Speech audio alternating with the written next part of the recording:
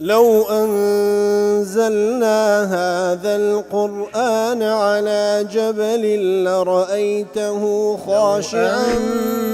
أنزلنا هذا القرآن على جبل لرأيته خاشعا أنزلنا هذا القرآن على جبل لرأيته خاشعا متصدعا من خشية وتلك الأمثال نضربها للناس لعلهم يتفكرون.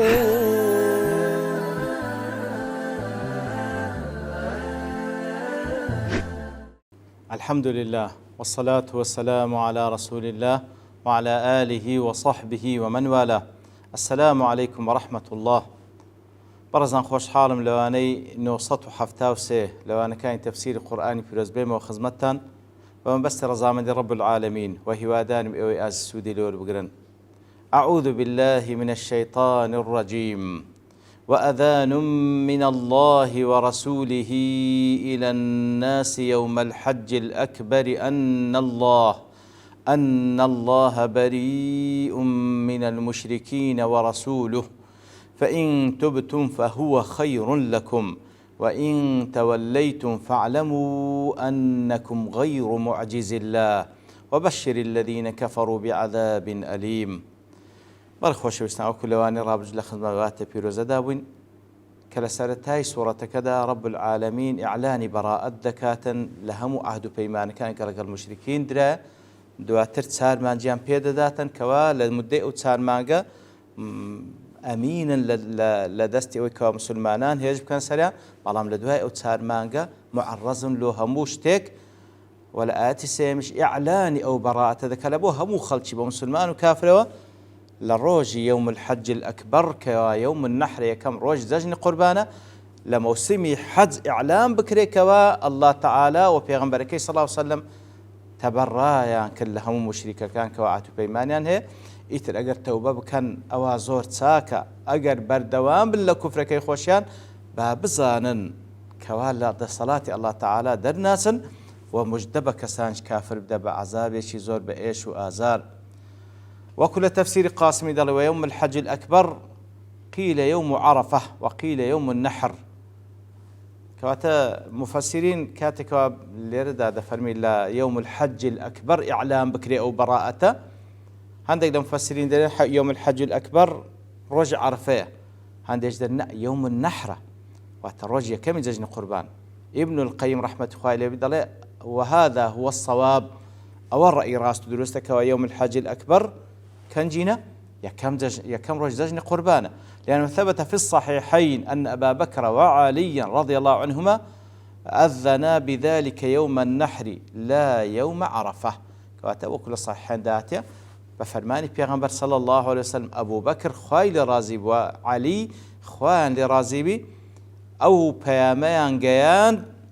لسروجك ده ليوم النحر لروج يكم زجن قربان. ويوم عرفة مقدمة ليوم النحر بين يدي وكو معلومة روج عرفة لبيشي زجنة روج عرفة أو جدوايا كم روج زجن قربان دس بذكا فإن فيه يكون الوقوف والتضرع والتوبة والابتهال والاستقالة كواتا معلومة حاجية كان لروج عرفة تسناسر شيء عرفة لمندري داوستن كوكو يكلا ركن هرجرنج كان حجة وكو بيان صوصم لحديث صحيح الحج عرفة كواتا جرنترين ركن لأركان كان حج وستان العرفة كالوين دريت الدعاء كان دبارين ولخواي جور دبارين وعهد بيمان وذكر نقل خواي جور سبحانه وتعالى. ثم يوم النحر تكون الوفادة والزيارة أو جاء يوم النحر ليكم رجزني قربان أو جاء الوفادة والزيارة يعني أو كارانيان أو مناسكانيان تواودا كان كوال لروجي يكمي زجني قربان لا بعملين رزمي شيطان وباشانوش أو كوابي بقرته ودستو مكاش لوندري زيارة كعبي بيروزي جدكا ولهذا سمي طوافه طواف الزيارة أو طوافش كوا ذكري لروجي يكمي زجن بيقول طواف الزيارة لأنهم قد طهروا من ذنوبهم يوم عرفة ترتيبك وها لروج عرفة طبعا كل حديث صحيح داتك وأخوي يقول لقنا كان خوش دبي يتر خاوين دبنو لقنا كان ثم أذن لهم يوم النحر في زيارته لا عرفة خاوين دبنو لقنا تاوانا كان أو زل يوم النحر إذن عند دريبة زيارة بكان. ولهذا كان فيه ذبح القرابين وحلق الرؤوس ورمي الجمار ومعظم أفعال الحج يتر لروج كم زجن تمشى ذكي لدواي روج عرفة كده خواهي يقول ليان خوش با أو زا زيارة دكن أو زا زور بي مناسك كان حز لو روج دا أنزام ددن كوا قرباني سربرين لبو خواهي يقول سبحانه وتعالى وهروا سر تاشينو رمي الجمار شيطان رزم كردنو زور بي كردار كان لو روجه وعمل يوم عرفة كالطهور والاغتسال بين يدي هذا اليوم لويا روج عرفة وكو خاوين كرنوية إنزا أو كار قوراني كوادواتري أنزام ددريو زيارة كرني مالي خواه سبحانه وتعالى. لا حديث يقداك ونسائي رواياتي كردية عن المحرر ابن أبي هريرة محرري كري أبي هريرة دجرته لبابي دجرته قال جئت مع علي بن أبي طالب حين بعثه رسول الله صلى الله عليه وسلم إلى أهل مكة ببراءة. كات أبو هريرة فرمي أمنيج لقل علي بوم خوان لرازي بي كاتي كوابي أنصاص من رواني كلوي كوابتي إعلاني براءة بكاتا ليوم النحر لمكدا كاتك وخلشي خريشي مناسك حزن. قال ما كنتم تنادون عفوا يعني لو رجدا سيتان بانك هيج دكردو سيتان بخلشي رادقيان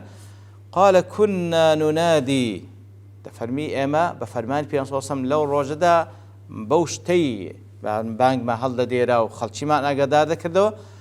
إنه لا يدخل الجنة إلا نفس مؤمنة بزانا كوا هيج كسيق ناس تبهش تنها إيمان دار نبي ولا يطوف بالبيت عريان ونابي تيتر كسيق لمشرك كان بروتي بيتا الطواف كلا دور بري كعبة بروتي ومن كان بينه وبين رسول الله صلى الله عليه وسلم عهد هركسيق عهد بيمانه لقال بيغمر صلى الله عليه وسلم فأجله أو أمده إلى 4 أشهر أجلوا عهد بيمانكي حتى تسان ما انجمايو كوتاي بيدي فإذا مضت 4 أشهر كاتك أو تسان ما قرويشت فإن الله بريء من المشركين ورسوله لدواء أو تسان ما الله تعالى وبيغمبرك صلى الله عليه وسلم برين لا عهد بيمان مشرك كان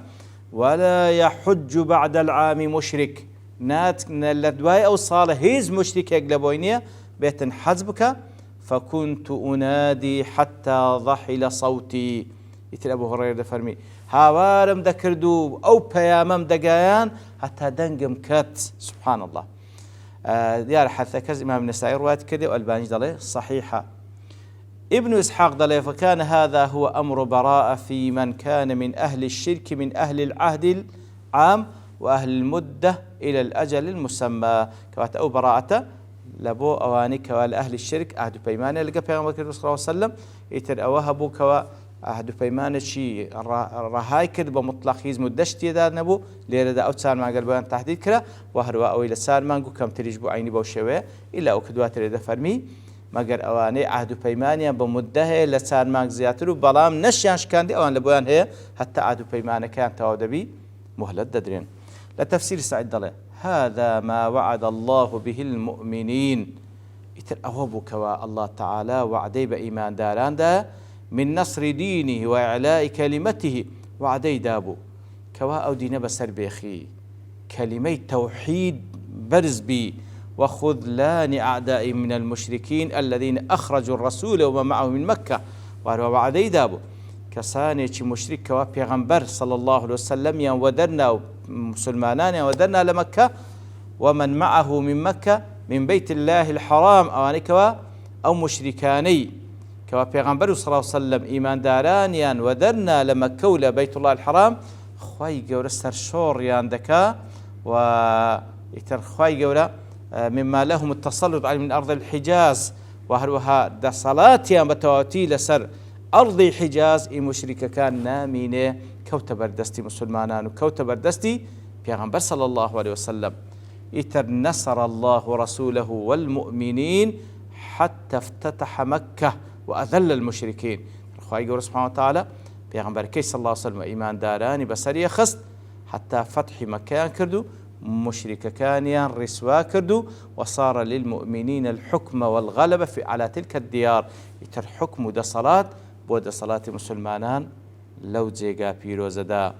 فأمر النبي صلى الله عليه وسلم مؤذنه أن يؤذن يوم الحج الأكبر وهو يوم النحر. إتر بيان صلى الله عليه وسلم فرماني كر بإمام علي خوالي رازي وكدفر أبو هريرة كوا لو روايتك وباس ما كر لروج يوم الحج الأكبر كوا يوم النحر بانغ رايجن كوا لو كاتي وقت اجتماع الناس مسلمهم وكافرهم من جميع جزيرة العرب لو كانت طبعا هيشتا منع نكره مشرك كان اجدهاتا يتر مسلمان وكافر كوي موجودين او على نكره وخواي قول فرمي الى الناس فمسلمان وكافر وبيستا بيان راب جيندري كوا الله تعالى وبيغمبر كي ان يؤذن بان الله بريء ورسوله من المشركين. راب جيندري كوا الله تعالى وبيغمبر صلى الله عليه وسلم برين لهمو مشرك كان لهمو عهد بيمان مشرك كان هيز عهد بيمانك لدواي او تسار مانغا لنيوانيا نامنه فأينما وجدوا قتلوا لهرتشين در لدواء أو تسار مانغا ببيندرين دكو جرين وقيل لهم لا تقربوا المسجد الحرام بعد عامكم هذا. وبيان قلت لبا مشركان لدواء أو تسار مانغا نابي نزيش مزقوت الحرام ببنو. وكان ذلك سنة 9 من الهجرة صالي نويمي هجريبو أو على نكرا. وحج بالناس أبو بكر الصديق رضي الله عنه. يتر شيخ قيادة مسلمانان كلا موسمي حج لو صالدا أبو بكر خوالي رازي بقيادي أبو بكر بو بفرمان بيغمبر صلى الله عليه وسلم وأذن ببراءة يوم النحر ابن عم رسول الله صلى الله عليه وسلم علي بن أبي طالب رضي الله عنه. إعلانك بسر فرشتي شيبو علي كر أبي طالب خوالي رازي بعينش كآمزاي بيغمبر صلى الله عليه وسلم بفرمان بيغمبر بو صلى الله عليه وسلم. وكل تفسير تحرير جدلاء إضافة الأذان إلى الله ورسوله دون المسلمين. كاتك وأخوة يقدفن أذان من الله ورسوله إلى الناس كاتا إعلانك للان الله تعالى وللان بيغمبره صلى الله عليه وسلم لبو خلشي نافر من للان إيمان داران الشواء تفهم لأنه تشريع وحكم في مصالح الأمة للان الله تعالى وللان بيغمبره صلى الله عليه وسلم هو الشريعة تشريع وحكم دانانا دربارشتك ومصلحة أمتي دا فلا يكون إلا من الله على لسان رسول صلى الله عليه وسلم. لو تنهال الآن الله تعالى وتشريع شريعته أو حكمه لسر زمان بيغمبركش صلى الله عليه وسلم رايد جيني. وكز مخشري دله درباره وآتي دفن فيه مناسبة حسنة حيث علقت البراءة بالذين عوهدوا من المشركين وعلق الأذان بالناس. دفن ميت مشاهدكي براءتك لتشيا لعدو بيمان مشركين بتشي رادا جيندري بهمو خلشي رادا جيندري لأن البراءة مختصة بالمعاهدين والناكثين منهم. لو براءتك تسون كتايبة بمشركان بتايبة شيئان عهد بيمان دشينن أو أما الأذان فعام لجميع الناس من عاهد ومن لم يعاهد ومن نكث ومن لم ينكث. برام أذانو إعلانك لبو تشي لبو همو خلشي أو عهد بيمانه أو نيتي أو إشكانديتي أو إنشكانتي لو يدفرمي لبو همو خلشي. وكل تفسير كان كذا فرمي بمسلمان وكافر ويستبزانا. لتفسير تحرير دلاء وجاء التصريح بفعل البراءة مرة ثانية دون إضمار ولا اختصار بأن يقال وأذان إلى الناس بذلك أو بها أو بالبراءة. وتديسانج لأتسيم براءتك تأكيد دكاته وأذان من الله ورسوله إلى الناس يوم الحج الأكبر أن الله بريء من المشركين. وتديسان لفظ براءتك تأكيد دكاته بضمير ناهني بلكو بإظهار ديهني لأن المقام مقام بيان وإطناب كود زيغاكا بيزبوا كبيان بكريو باولين تفصيلات بيبدري لأجل اختلاف أفهام السامعين فيما يسمعون. لبروي خلشي بعام أواني كوا دبيستن بلام خلق لتيجيشتن اختلافه درجاته إيواه زيرك إيواه زيركنية لو بورون كردنا وبو توضيحاته هيج عذرك لو هيج كسيق نامنه آية هيج عذرك لو هيج كسيق نامنه آية تێگەیشتیان تێنەگەشتە دەبی هەمووی تێبگە لێ بەو شێوەیە خی گەورە سوبحانەهو وتەعالە ڕۆین دەکاتەوە. پاشان خی گەورە سوبحانەهو وتەعالە عینی ڕوونی دەکاتەوە یاخود دیسان هانیان دەدا مشریکەکان کەوا ئەگەر بیان تەوبە بکەن ئەوە باشترە لێک دەفەرمی فئین توبتم فهو خەیڕ لەکم ئەگەر بتانوێت تەوبە بکەن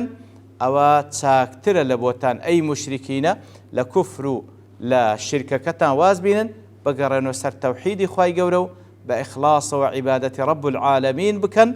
چاکترە لە بۆنگۆ لەسەر شرکەکەتان بمینێن. لێوەکو لە تەفسیر محەڕەر دەڵێ الترغيب في التوبة والإقلاع عن الشرك الموجب لكون الله ورسوله موصوفين بالبراءة منه. كواتا لو بشآتش خواهي قوله هانيان ددا كوات توبة بكن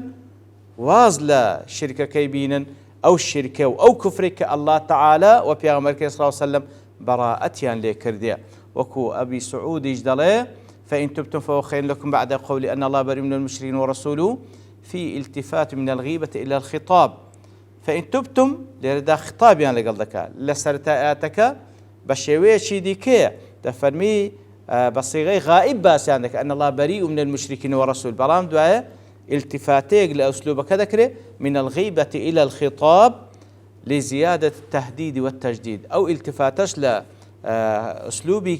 خطاب كلامك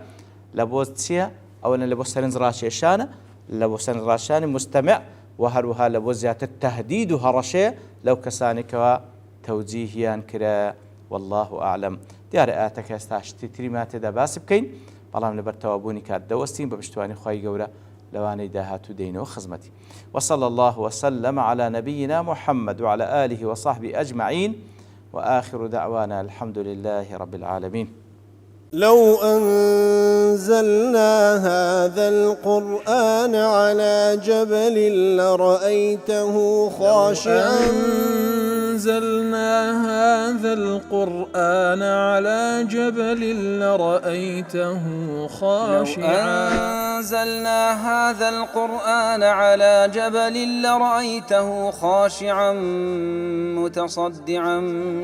من خشية الله. وتلك الأمثال نضربها للناس لعلهم يتفكرون.